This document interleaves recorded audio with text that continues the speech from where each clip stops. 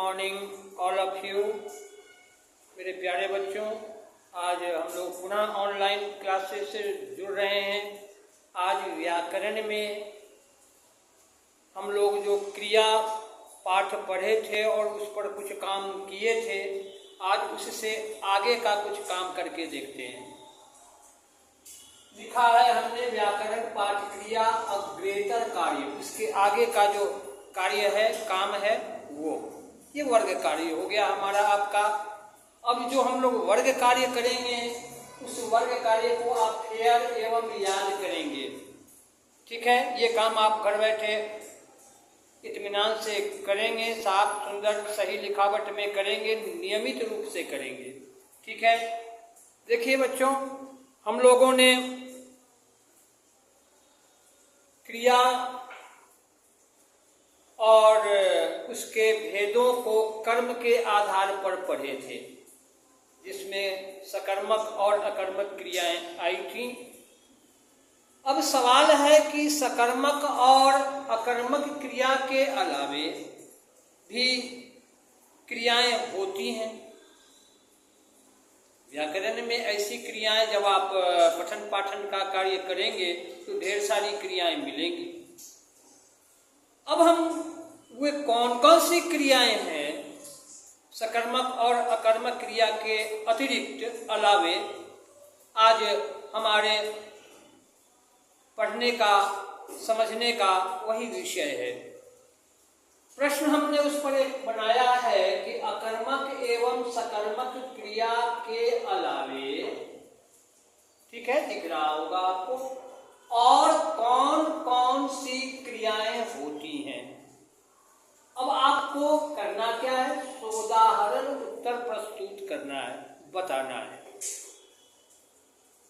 ठीक है, तो उन दोनों के अलावे ऊपर जो ये सकर्मक और अकर्मक क्रियाएं दी गई है, उपर्युक्त दोनों क्रियाओं के अतिरिक्त क्रियाएं सोदाहरण निम्नलिखित हैं। अब कौन कौन से हमने पहला लिया है, सजातीय क्रिया।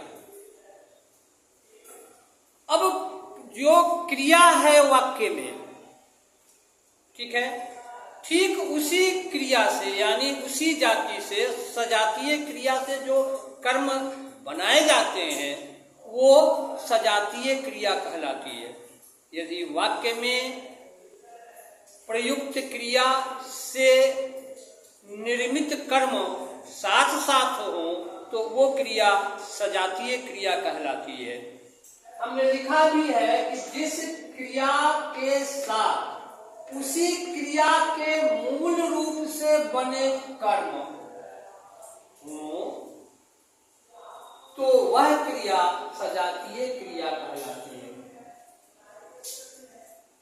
तो नहीं भी दे सकते हैं, मतलब कि जिस क्रिया के साथ उसी क्रिया के मूल रूप से बने कर्म हो वह क्रिया सजातीय क्रिया कहलाती है।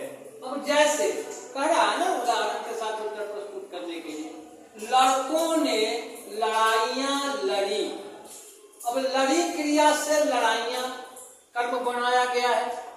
अब ये जो इसी जो क्रिया है, सेम उसी से कर्म तैयार किया गया है। क्या है? लड़ाइयां, और क्रिया है लड़ी। तो यहाँ जो क्रिया है लड़ी वो सजातीय क्रिया है, क्योंकि इसके साथ इसी क्रिया से बने कर्म क्या है? लड़ाइयां। Any problem? इसी को हम लोग सजातीय क्रिया कहते हैं। ठीक है, अब पहले को आप समझ गए, सकर्मक अकर्मक क्रिया के अलावा दूसरा क्रिया हमने यहाँ पर दिया है क्रियार्थक संज्ञा। अब कुछ क्रियाएं जो होती हैं संज्ञा के समान प्रयुक्त होती हैं, जैसे टहलना।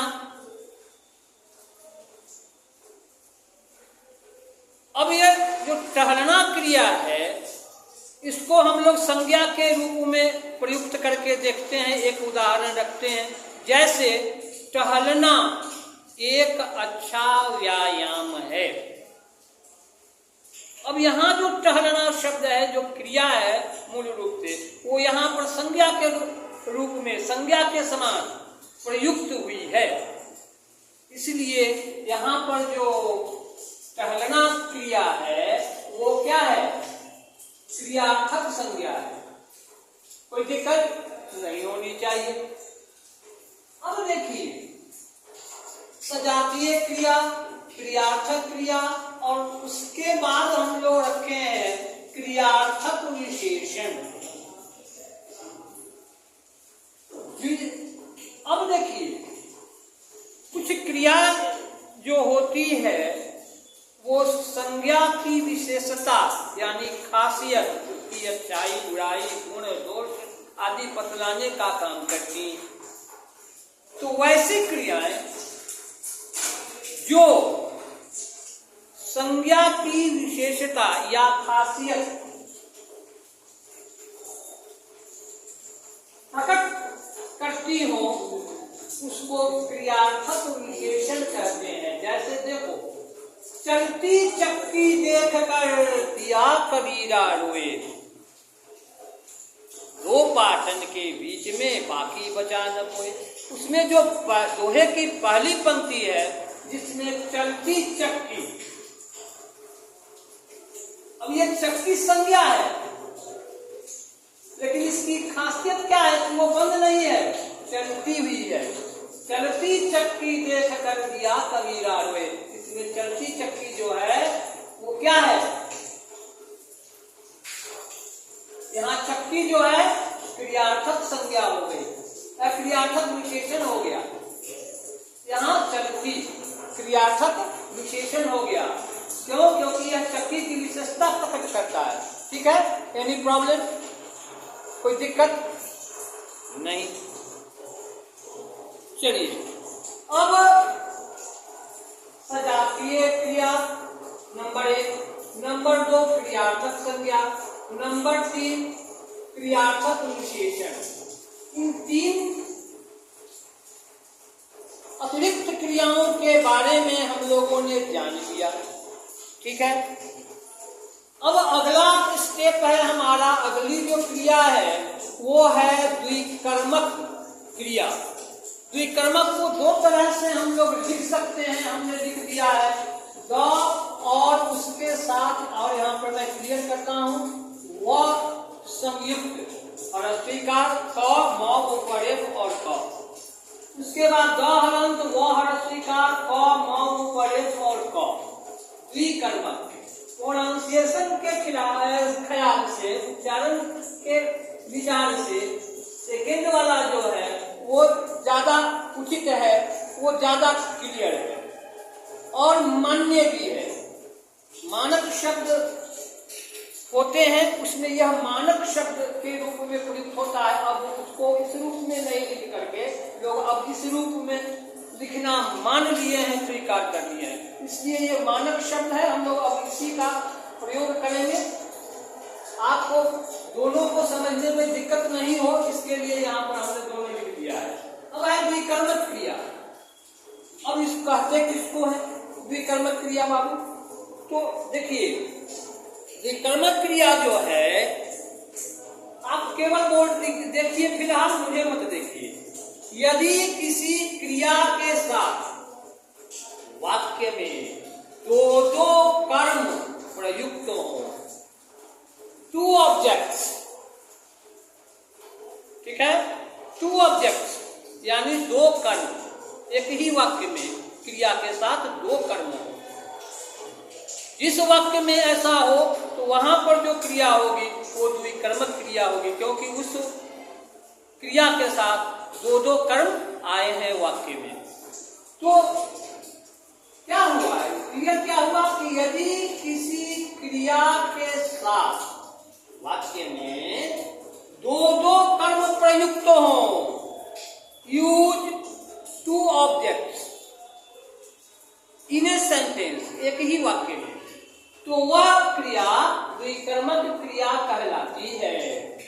जैसे विद्यालय ने विद्यार्थी को, अब यहाँ देखो, यहाँ विद्यार्थी को में कर्म कारक का जो चिन्ह है वो लगा हुआ है एक के साथ। विद्यार्थी को, तो ये भी एक कर्म हो गया, ये अपने चिन्हों के साथ भी है। कर्ता ने कर्म को, आप जानते हैं, तो ये पहला कर्म हो गया। और पुरस्कार प्रदान किया, यहाँ पुरस्कार जो हो गया सेकेंड ऑब्जेक्ट हो गया। ये first object and next second object, पहला कर्म और ये दूसरा कर्म। एक ही वाक्य में ये दो कर्म आए हैं, किया, प्रदान किया क्रिया के साथ, इसलिए यह जो क्रिया है द्विकर्मक क्रिया हो गई। क्योंकि ये क्रिया जो है ना, प्रदान किया क्रिया, वो क्या है, विद्यार्थी को पुरस्कार, यानी दो कर्मों के साथ एक ही वाक्य में प्रयुक्त हुई है। क्लियर हो जाना चाहिए मेरे ख्याल से। मैं सही होता हूँ, एक बार एक नजर उसको पुनः देख लीजिए, द्विकर्मक क्रिया को लिखा कैसे जाता है। अब फिर हम कैसे लिखेंगे, पहले ऐसे लिखा जाता था, अब हमको ऐसे लिखना है, क्योंकि उच्चारण के हिसाब से भी यह क्लियर दिखता है, साफ नजर आता है, इसका कॉन्सेप्ट क्लियर है। तो द्विकर्मक क्लियर है, वैसे ही लिखेंगे, समझेंगे।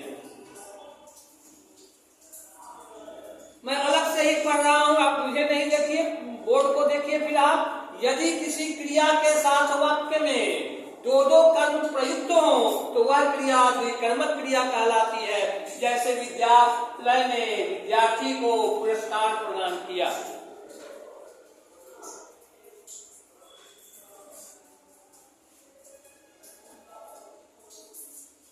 अब चलिए थोड़ा सा मैं अंतराल देता हूं, 1 2 3 4 को आप एक नजर पुनः निहार लीजिए, नजर दौड़ा लीजिए उस पर।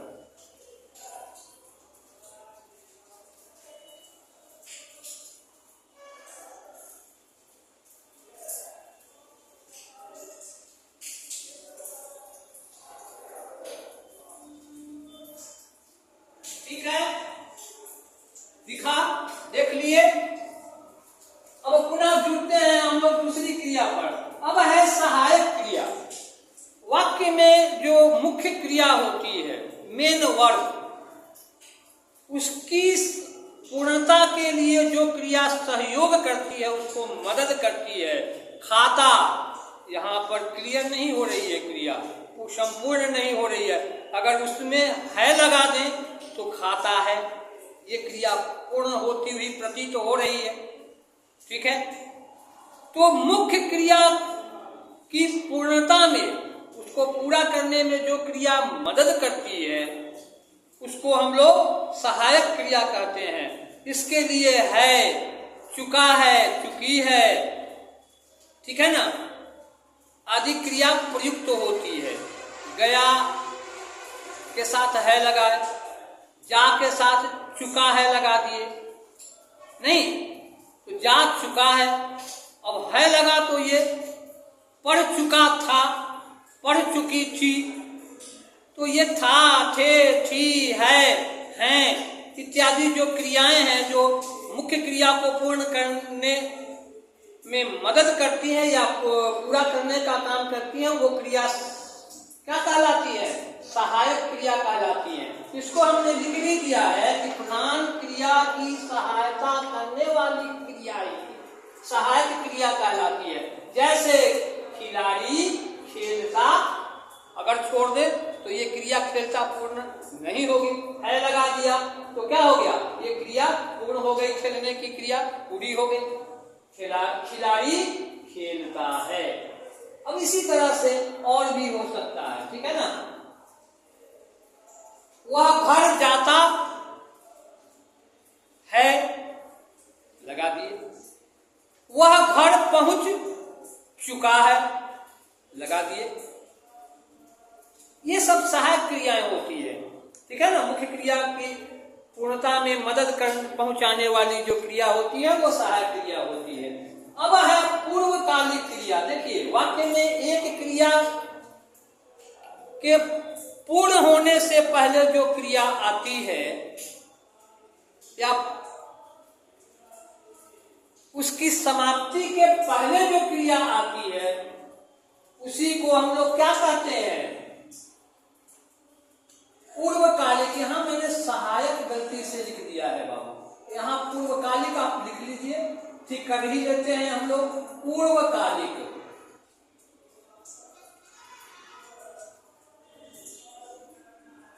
क्रिया कहलाती है। कोई दिक्कत? जैसे वह खाता है, उसके पहले एक क्रिया लगा देते हैं नहाकर, तो क्या हो जाएगी? वह नहाकर खाता है। अब खाता है क्रिया जो समाप्त हो रही है, उसके पहले कौन सी क्रिया आई है? नहाकर। वह बैठकर पढ़ता है, वह पढ़ता है। अगर सीधे रहे तो ये नहीं होगा, लेकिन वह बैठकर पढ़ता है, तो पढ़ता है क्रिया की समाप्ति से पहले एक क्रिया आई बैठकर।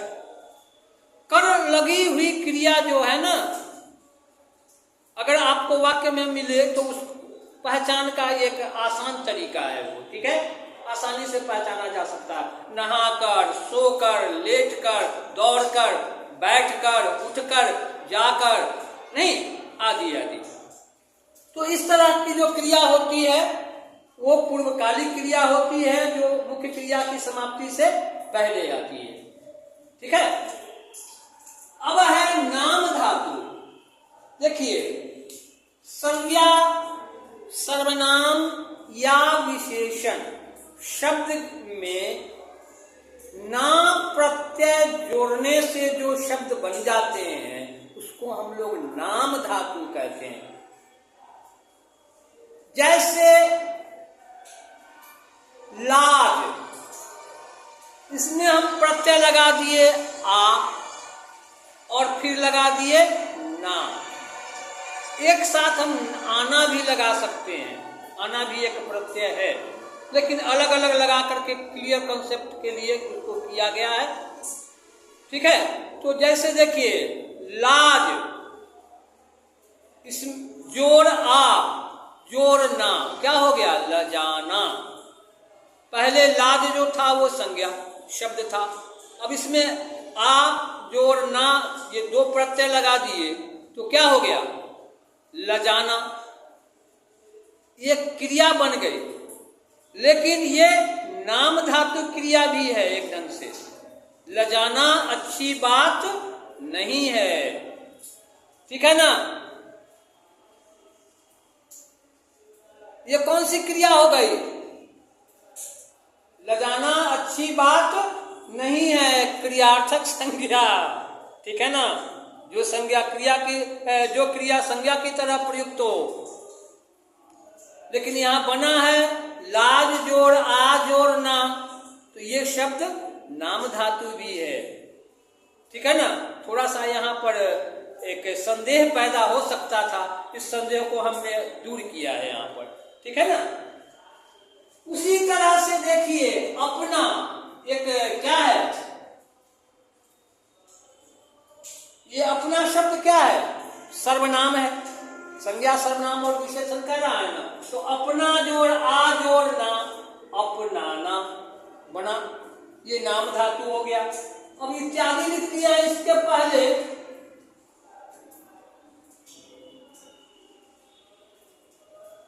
एक विशेषण वाला देखा जा सकता है, विशेषण वाला देखा जा सकता है, देखते हैं।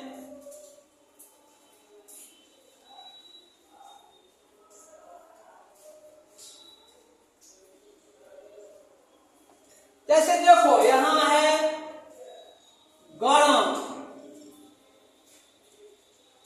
ये विशेषण शब्द है। अगर इसमें हम गरम जोड़ आ जोड़ ना लगा दे तो क्या हो गया? गरमाना।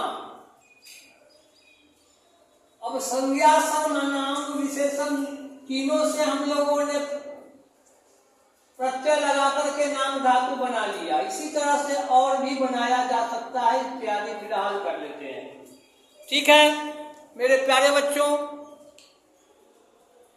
एक बार आप बोर्ड को देख लीजिए। मैं समझता हूं आज बोर्ड बिल्कुल क्लियर है, बीच में कहीं पर एक रोशनी आ रही है, पड़ रही है, दूर करने का मैं प्रयास करता हूं, तब तक देख लीजिए।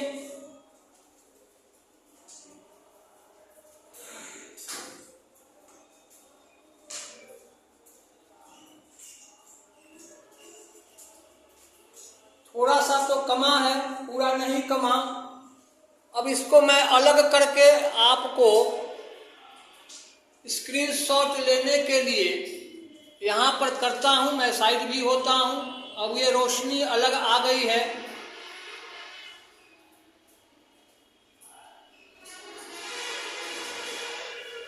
इसका आप लोग स्क्रीनशॉट ले लेंगे, ठीक है। पुनः आ जाइए यहाँ पर।